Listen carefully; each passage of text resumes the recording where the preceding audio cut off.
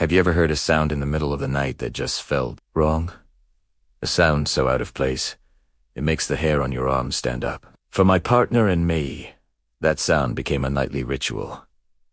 A chilling appointment we never asked for. It all started about a month ago, right after we moved into what we thought was our dream home. A quiet little house at the end of a corridor. The first time it happened, I almost dismissed it. It was a faint, rhythmic tapping.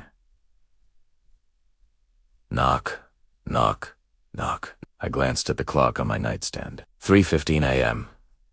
I nudged my partner, whispering, "Did you hear that?" He was already awake, his eyes wide in the dark. We both sat up listening. Silence. We figured it was just the house settling, or maybe a branch tapping against a window. We have a lot of trees around the property. We went back to sleep, not giving it another thought. But the next night, it happened again. Exactly at 3:15 a.m. Knock, knock, knock. This time, it was louder, more deliberate. It sounded like someone was rapping their knuckles right on our front door. My heart started pounding in my chest. Who would be knocking on our door in the middle of the night? My partner grabbed the heavy flashlight we keep by the bed, and we crept out of our room and down the hallway. Every creak of the floorboards seemed to echo in the dead silence of the house. We reached the front door and peered through the peephole. Nothing. Just the empty, moonlit porch and the street beyond, silent and still. Cautiously, we unlocked the door and opened it a crack. A cool night breeze swept in, but there was no one there. Not a soul. We checked the porch, looked around the yard, but it was completely deserted. Confused and a little spooked, we locked up tight and went back to bed, trying to rationalize it. Maybe it was a prank. A very dedicated, very punctual prankster. The third night, we were ready for it. Or so we thought. We stood up, watching a movie, trying to keep our minds off the impending hour. As the clock ticked past 3 a.m., a sense of dread filled the room.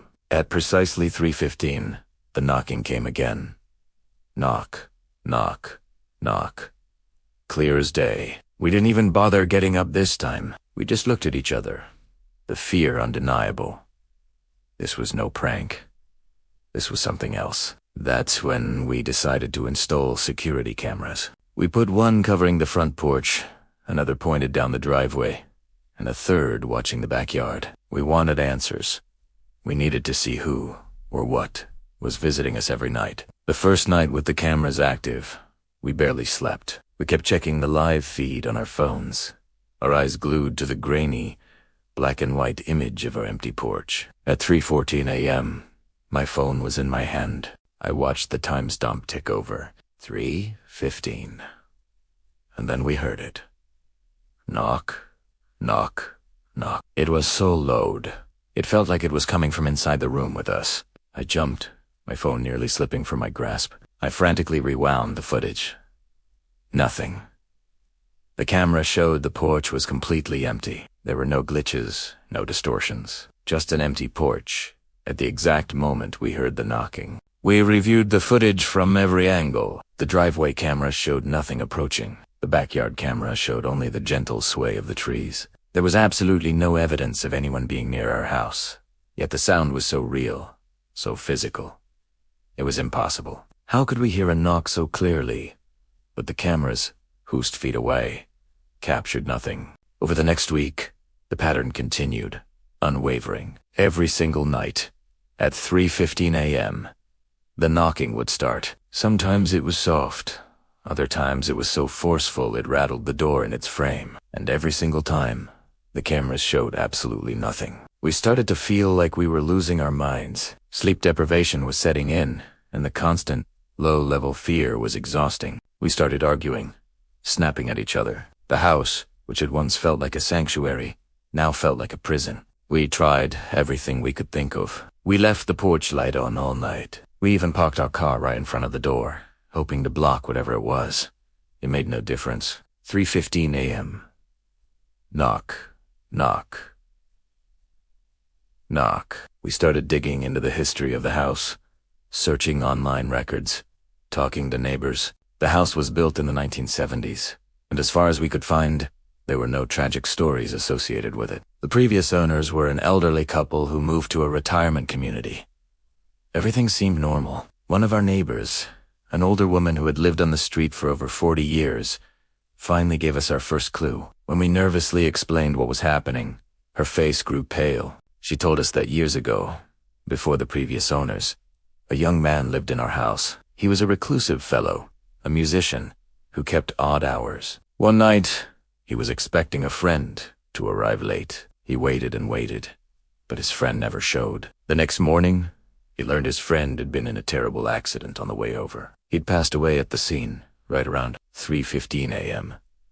The story sent a shiver down my spine. Could it be him?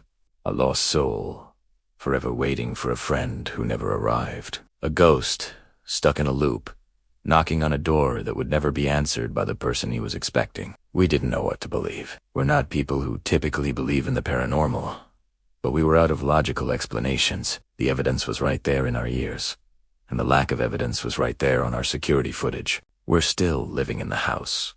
The knocking hasn't stopped. Every night, we brace ourselves for 3:15. We've learned to live with it in a strange way. It's become a part of our lives. A chilling reminder that there are some things in this world that we just can't explain. We don't know if we'll ever find a solution, or if we'll just have to move. But for now, we're the people who get a visitor every night. A visitor that no one can see. What do you think is happening? Have you ever experienced anything like this? Let me know your theories and stories in the comments below. We could really use some outside perspective right now.